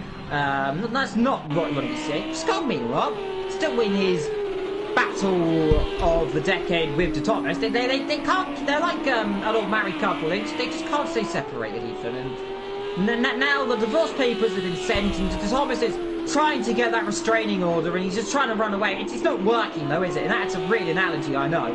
But Scott, he's trying to back a little bit right now. Is he going to be is he going to obey the restraining order? Or is he going to try and get back together? Well, I mean, and it's just an on-track battle at the moment. Who's got the biggest penalty? I'll have you know, I think it's Skull. So that's as well. Yeah. Lewis will not be finished in front of De Thomas if that carries on the way it is. I am now back. I can see everything that's gone on. The game, my screen turned off, so I couldn't see the peril that happened to Big Kid Daddy. That was an unfortunate accident, but that happens in racing. Sometimes that stuff just happens. Yeah, very much does. Meanwhile, Tennis closing up to Gaza a little bit. The gap, 6 tenths out again. Tennis, yeah, great Tennis has got a penalty though. Tennis has a penalty. Gaza has not. Tennis has 2, I believe. So he's basically 8 seconds. He's about what? How far behind is he? Tennis is effectively about 4 seconds behind him, give or take. 2 or 3 seconds, yeah. Needs to find himself a big old gap. Not a lot of battling going on, I must say, in this race. It's a circuit even. It's like Bruno, I suppose, in some instance where it just really compounds the difference between the cars and the drivers as well, doesn't it? You got the Audis all really in a big kind of group of cars, 8th, 9th, 8th, 10th, 11th, 12th, 13th, and of course 15th. You got the Lamborghinis, all relative Lamborghinis and the Mercedes, all really grouping up front, and then you've got Coco, who is doing his own business, catching up to Camo actually, ironically, which I was just mentioning there, and I think he's taking himself. He's penalty on the racing line. People taking their penalties on the racing line, I don't really agree with that. You should really get out the way. Because you don't, it doesn't matter if there's a gap behind you. You should just, it's racing etiquette. You shouldn't be taking a penalty on the racing line. Because look at that's what's done now. Albeit both drivers here, they have a penalty. But yeah, you're right, Evil. Camo, Coco, some of the Lamborghini, they're all just, these guys are all just outdoing other drivers who are what you'd expect to be doing a bit better. And then these guys are just showing them up. I mean, Lewis has been not where he should be. I expect Lewis to be where Camo is, if I'm honest, in 6th, near top 5, but he just isn't. His Jam is on the back of Vectro. That is Vectro, yeah. Who's Vectro nearly touched the gravel. Can't get any grip, can't get any heat in the tyres, and to be fair with him, he's not too far behind his teammate Scott. The last lap 1 minute 42, the slowest by well, more than a yardstick, a bit more than a country mile, might I say, or a bit less than a country mile, and a bit more than a yardstick. But he's getting caught, and he is definitely going to be camel fodder to the likes of Jam, might be camel fodder to Big Kid Daddy, and maybe even Papano. They're all not too far away from each other. I say that. They're a little bit of a gap between that and then down to Big Kid Daddy and Papano, so he might just get away with it. Skull still trying to close up to Papano. Thomas. But, yeah, to Thomas. I need to see everyone up to date. Though they're all very similar liveries, and Jam looking a little bit to make strawberries out of Vectro. And let's see if he can do it. Jam, who's he had an unfortunate spin. I'm not sure what happened, what involved with that. We'll have to look later on, but just spun the car. I think it was just to avoid an accident, because Papano might have been coming back across the track with Big Kid Daddy.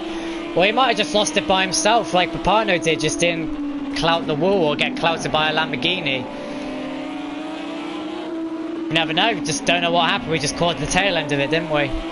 Yeah, we were riding on board with Big Kid Daddy at the time, and we saw, of course, the spinning car. Talking about spinning, and that is Jam. He goes spinning around. I was going into gear 1, that. Yeah, low gear, and now he's under pressure. That is Jazzman coming through, and I suppose if you're going to have a mistake, nice time to do it right in front of the leader and let him through straight away.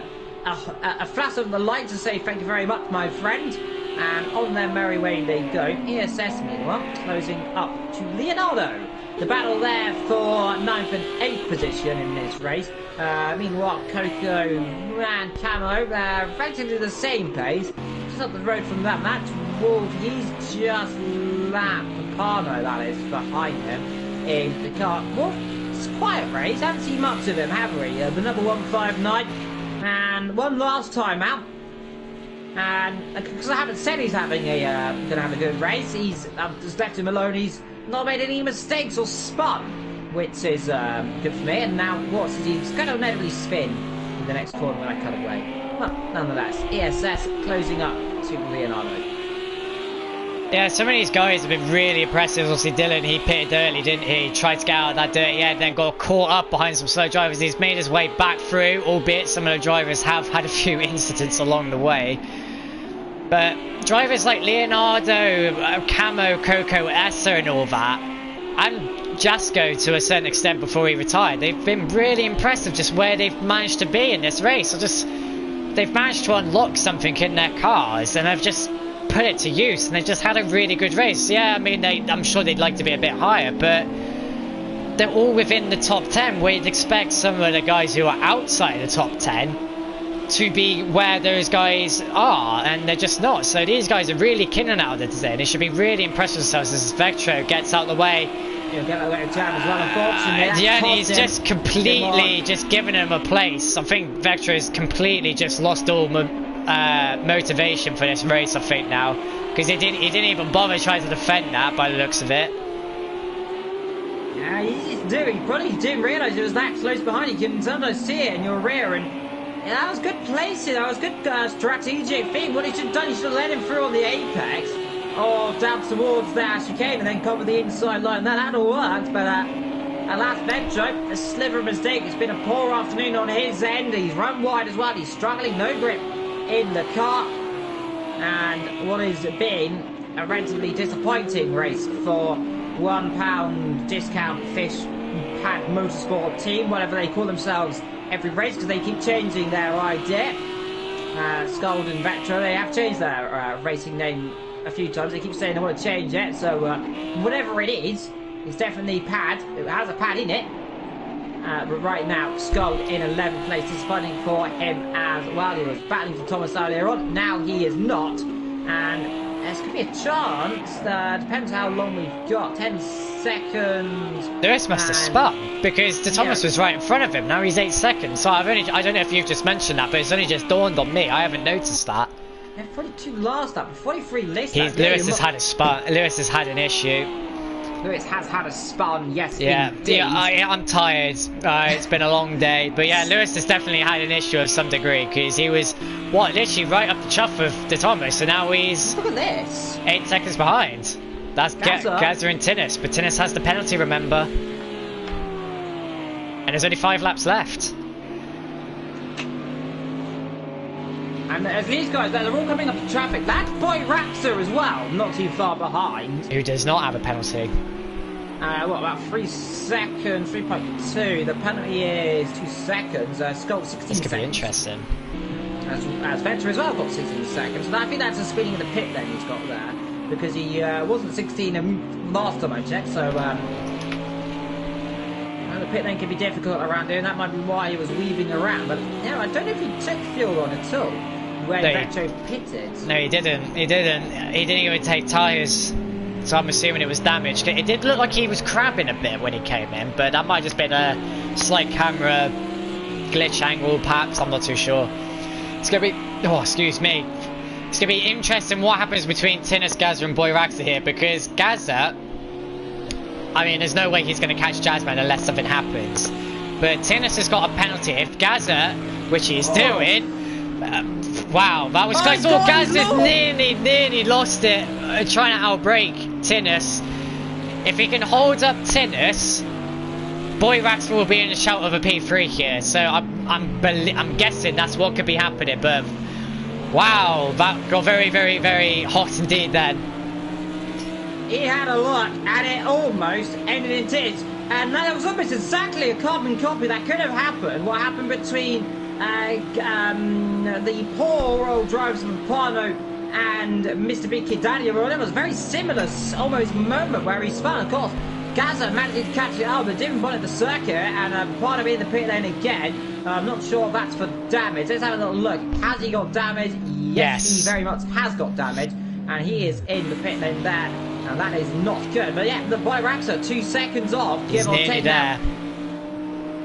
Tinnis frustrated. He's been going a lot quicker every single lap. He took 7 tenths out last lap.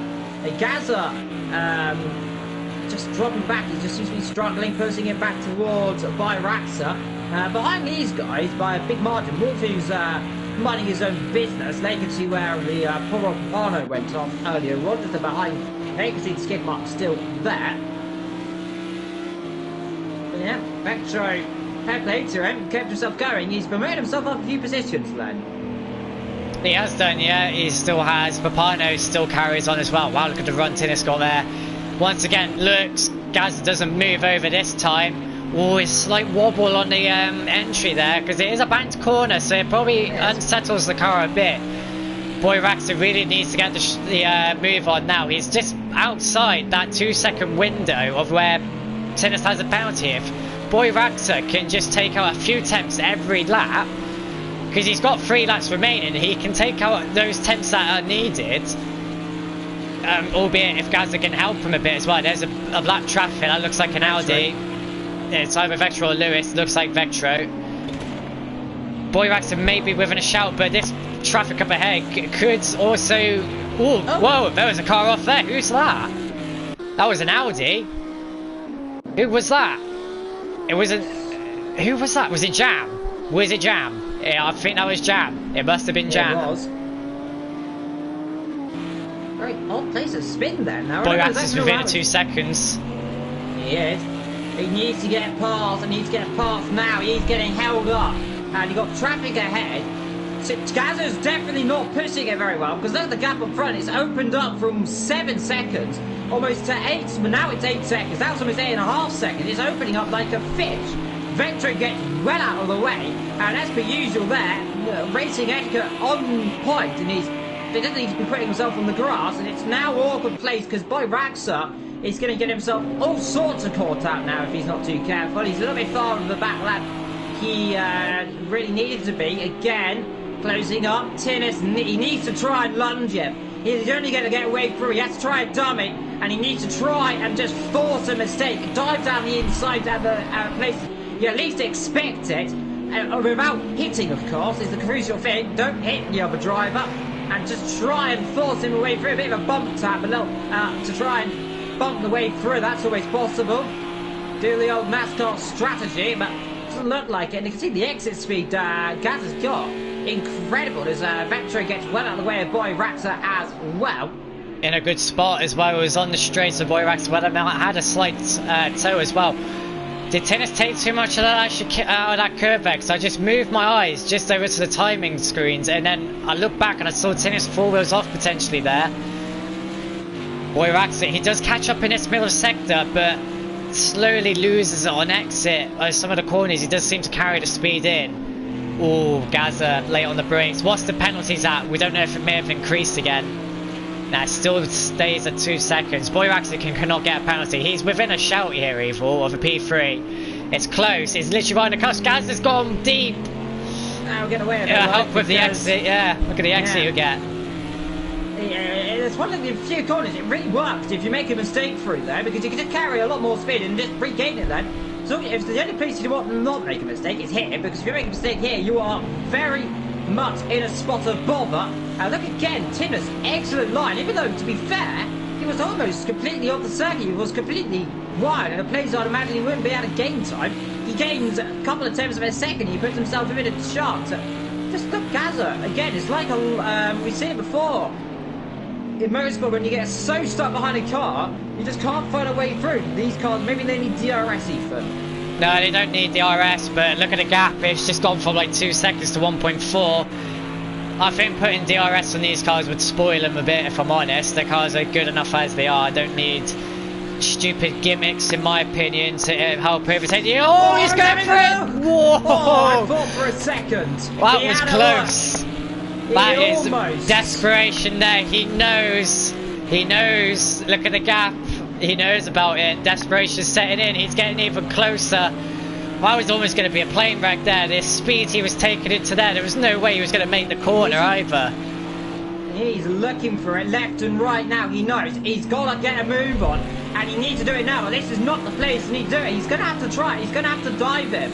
That's the only way he's going to get through. He's going to have to try and dummy one up the inside. Just late break and try and force a mistake. And Gaza, a bit wide. There's a mistake. Now he's looking for it. No, he's spun him out. Spun him off. And that is what he's doing. Where's Boy Raxa? Now he's just got through. He's got all of them there. And that is not what I said you needed to do, my friend. Tennis is basically, yeah, that. It's not what you want to see. Gonna be a penalty, I'm afraid. That I don't think he get away with that one. No, he was nowhere near enough alongside. And the fact is, he hit him once and then hit him again. That was not needed. That was desperation, and look what it's done. That's basically handed him a penalty there. No doubt about that. He effectively has just wiped out a car there, Evil. I know we want to remain neutral, but I don't think we can. I don't think there's any neutrality about that. It's quite clear what we saw there. Yeah, that will be taken to the stewards, and we'll see, of course. Tennis. If I was Tennis right now, I'd give the position back. Yeah, I would certainly be giving that position back. He hit him twice. It was awkward play. He had a look at the inside, but that gap, it was a half-hearted attempt. It was never going to work. He came from a bit too far back, and you could see it coming even, couldn't you, when you saw that for the first account how close he got. It almost ended a plane wreck. It very much did end up going sideways. Luckily Bugatti not into the barrier, and I think that will very much be taken to the stewards after this race. But Tinnus, we'll see what he says later on in the interviews, but he's going to have a lot of words probably to say, but not a lot of them can get himself out of that one. Gaza, 4th position. Wolf, not too far back in 5th position. Not spun this week, because I have cursed him, but hopefully next week he can have a bit more of a better showing, get himself back up like last week at Sakito. Meanwhile, Jazzman had a quiet race, led from start, led to the end. That there is one of the Audis. That's not getting in the way, because through the last corner comes Jazzman. He took the lead from the start. He wins the 7th round here in Le Mans. He wins the race in Bugatti. He is the winner. And by Raxa then, where he thought he was going to get a podium, and 3rd, well, the squad, he's gone and got himself 2nd then. By Raxa in 2nd. Tinnus, provisional 3rd. Waiting on Gazaland, he'll finish in 4th position then this afternoon. A quiet race for him, a bit of contact at the end, a bit of controversy there at the end of the race. Wolf through the last corner. Again, another man who's had a very quiet race. He finishes down in 5th position then in the Mercedes. Camo, well, there he is. He's not having a race of 1.5 halves there. He's going slowly, but he is very much a mile and a half away from Coco. He must have made a mistake in the last couple of laps, because he's dropped really far back. Camo, 36.8, 36.1. The quickest lap, or the quickest last lap there, flung it through. Coco in 7th, then in the Ferrari. Again puts himself in the middle of the field. Leonardo, well fought in the end. He finishes in 8th. Ahead of the Audi there of ESS. He will finish in 9th position. And again, a few mistakes earlier on, and a quiet race for him. Now we're just waiting for the likes of the Thomas, I believe, the last man to cross the line. So we're just waiting for him then into Thomas. The number 1.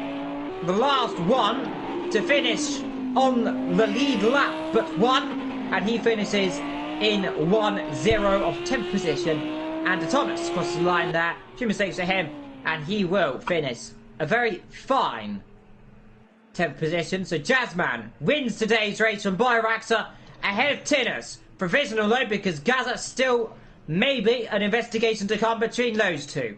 Wolf a very snazzy P5 and a very lonely race for him, ahead of Camo in P6. Coco a fine P7 ahead of Leonardo in P8, who's been painting some pictures, I imagine. Isa in 9th ahead of Thomas, who had incident. Jab, who's had issues. Well done to Scold for getting the record of most penalties in this afternoon's race. Oh no, he had, well, a joint first position on penalties with his teammate Vectro, and combined of 36 and a bit seconds, give or take. Bicky Daddy in 13th, disappointing race for him. Vectro picked up a few positions due to mistakes. The Pano in 15th, and Jasco out with a potential issue earlier on. Well, that can, yeah, invite the drivers. That concludes round 7. Once again, another race with drama and action. The wrong type of drama, if I do say so myself. It looked like an act of desperation from 3rd position. It's not the first time we've seen Gaza and Tinnus go all out on the final dying laps. Nürburgring combined rings some bells there. They got away with it that time, but this time contact has occurred, and I don't think there's any doubt about that. There's clear who's at fault there, but a good race from the other drivers though. Dylan, Camo, Coco SPR, Leonardo, Essa to Thomas and all that. They've raced really well today, and it's really good to see these guys who usually, well, I mean, apart from Dylan obviously won last time out, but Coco, Camo, all these guys who usually do have a bit of a tendency to have a bit of a struggle sometimes do take the fight in the midfield, but I think Bugatti's provided today, Evil, but there's still a lot to be decided though. Indeed, yeah, a lot of issues, a lot of drama throughout this race. Well, I believe we're starting to get some of the drivers in. This is the most I've seen in an interview for a while. Well, let's start off with the man who won again in this season. He's won the 7th round of this race. It's the man who had a relatively bad race last week, but I didn't know because I couldn't see it, because I couldn't join. It's Jazzman, who won again. A very to be fair, silent race from you. Led from the start, led to the end. And how was it for you in this dark, very scary race? Well, it was really good. I felt comfortable from the right, like off right at the beginning, and it was a good race. I think I managed to do what I needed to. A bit disappointed that the game gave me a 9-second pit stop, so that worried me. Because then I thought, oh, maybe Gazza will, overtake me or something. So luckily that didn't happen, and I could just keep going. It's very nice. It's quite a race from you. You've had a habit of leading these races from start to finish, and you've got. I think you might have a long afternoon, of course, afterwards with looking at certain things. Meanwhile, Dad's a second position, who was looking to be third before a very controversial incident happened, but it looks like the other two not joining by Raxa. How has that got to feel on the last lap to get 2 positions in what was a very surprising and not very necessary incident? Well, it's good to get the points, get the second place. It was a hard race. It's hard to keep up, but I don't really feel like I deserved the second place. I didn't have the PS4, so third or fourth is where I think I should have been. Indeed. What was your view, if we may? You saw the incident just ahead of you there. What's your opinion on that? Just about seeing it, and it looked like Tennis was trying to go for a gap that wasn't really there. It's kind of not an overtaking spot. So it's hard to see. It's just 2 lines in the one, and they both spun. Yeah. Again, though, a second place, like you said, you did a very good job, to be honest. You caught right up as well, and with the penalties, you were likely to still get third position. But unfortunately, it would be second in some respect because of the contact. But very good race from you. I don't believe Tinnis and Gaza are joining. I don't believe they are. I don't believe so. So we'll go down. Yeah, so we'll go down to Wolf, who because I haven't said he's going to have a good race last time because I wasn't there, had a good race this time. So it's clearly me that's cursing you. But 5th position, had a good battle earlier on with poor old Jasko before he had an issue. We believe it was caused by the AI taking over. But how was it from your perspective? Well, I mean, yeah, the first couple of laps before I pitted were quite interesting. I mean, I decided to pit early. I thought maybe I can jump up a couple of places here, do an undercut, do one of Rosberg's strategies from last season rather. Unfortunately, it didn't quite work. I lost a bit of time after the pit stop getting through the field, so I lost about 15 seconds through that. But I think in the end, it didn't really make much of a difference to my 5th place. It was a pretty boring race in the end for me in that second half. Obviously, looking like there's been a bit of an incident in the last lap, so I might gain an extra position for any inquiries. I'm not sure, but apart from that, I think I'm quite happy with today's race. A decent pace, and well done to Jazzman, who was just dominant all week, quite frankly. So yeah. Indeed. Well, moving downward to Camo. I think second time we've spoken to you potentially. I can't remember how many times, but a race of quietness, might I say, for you at the end. Like Wolf, put yourself in a place kind of away from Coco, but you had a good battle with Coco. You were trading lap times in the middle, and how was your race out there? Well, yeah, second time we've spoke. You're not wrong, it was quite a lonely race. Bugatti is not generous in terms of giving you penalties, so at one point I was disappearing from Coco, and then penalties started appearing on my screen, so I had to slow down just to prevent being, dropping from places. But I kept my head up strong, pretty consistent laps, bar 3, which is pretty good, and yeah, I managed to just keep it steady and a strong position for me, really, compared to other races. It very much was a race of quietness.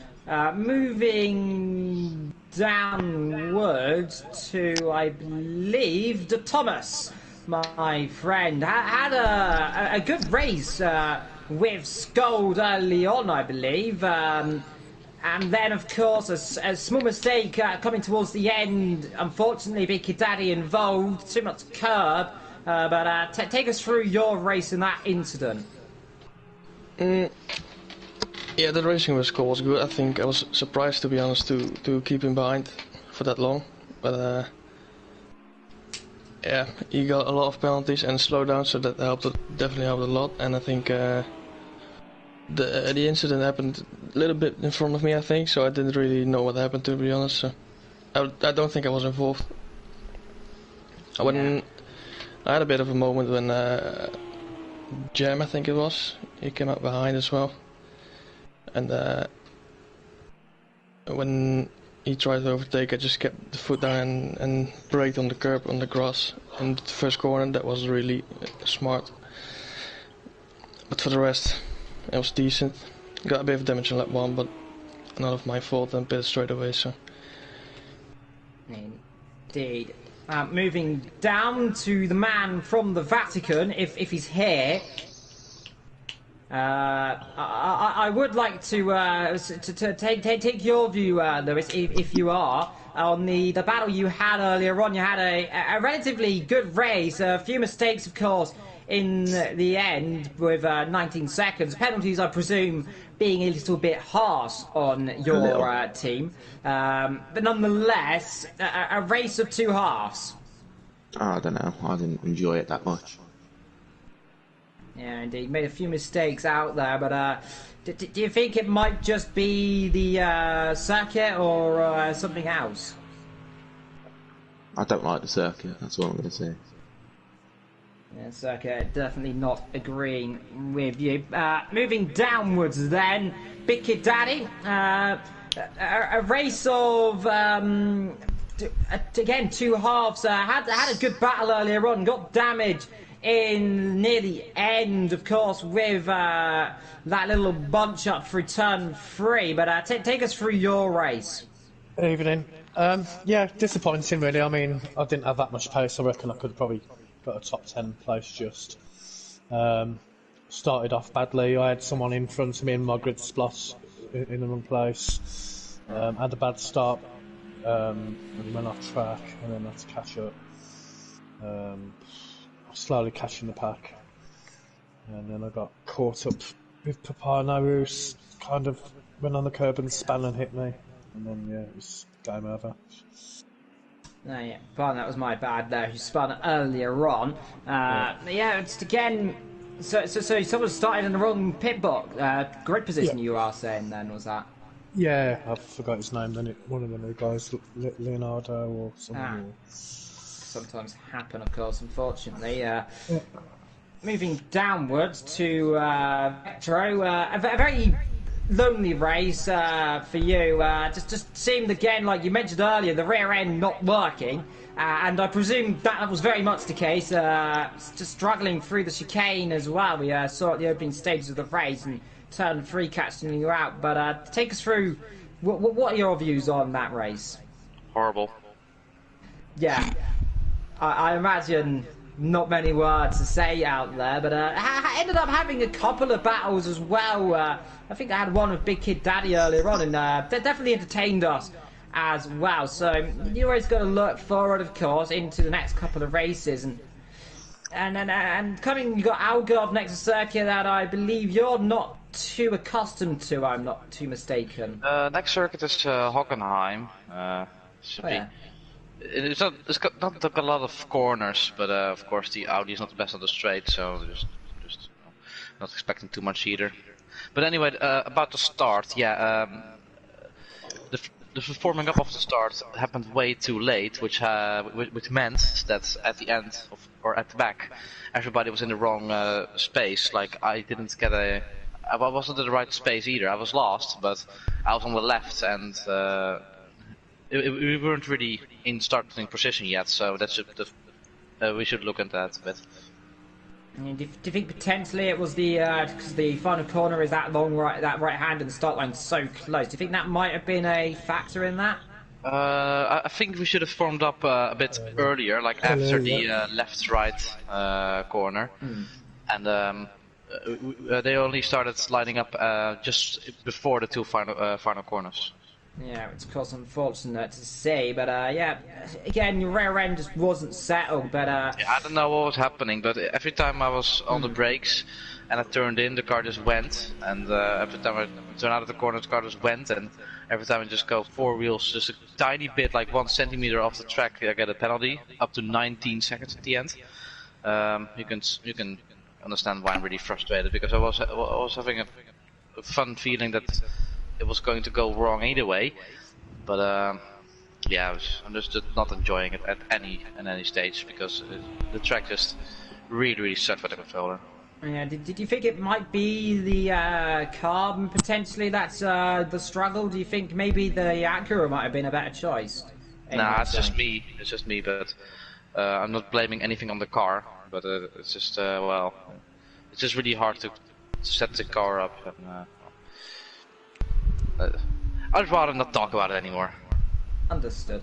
Well, moving up to Mr. Lord Jazzman, you're third place in the championship.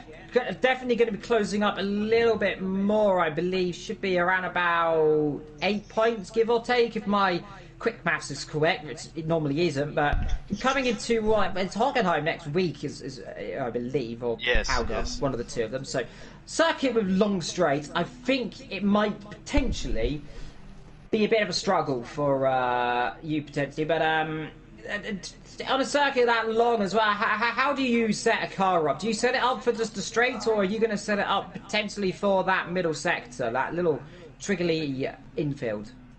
Well, considering the Mercs are faster than us on the straights, I'm going to have to probably go low downforce and trim some wing off and hope for the best in the midfield section.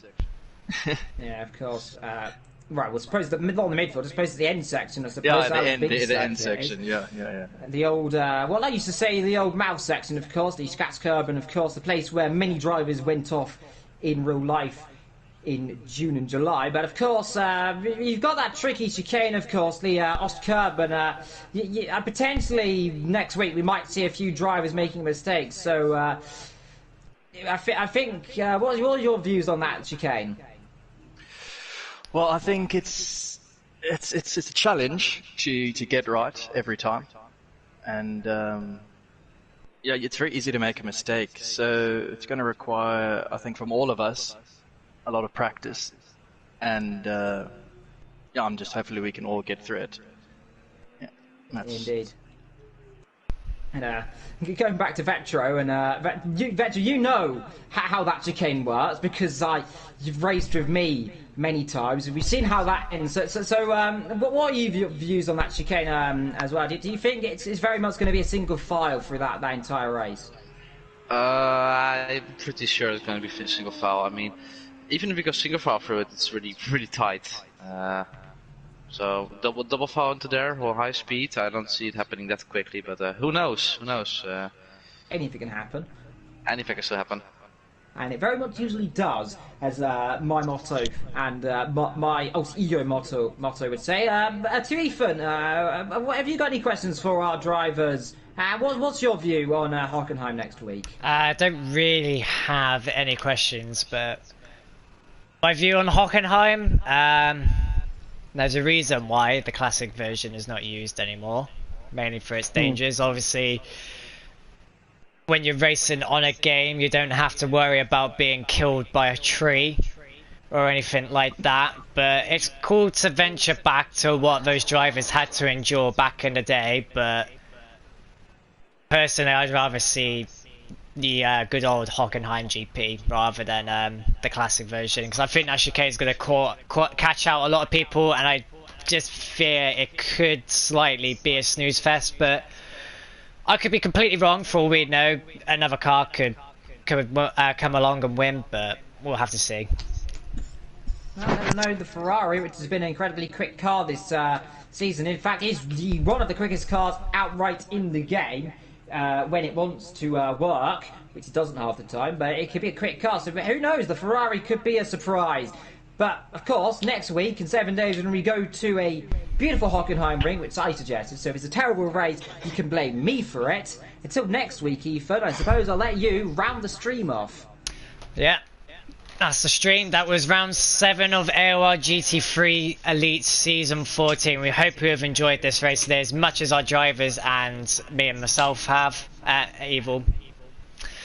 But until next time, see you at Hockenheim Classic. Goodbye and take care.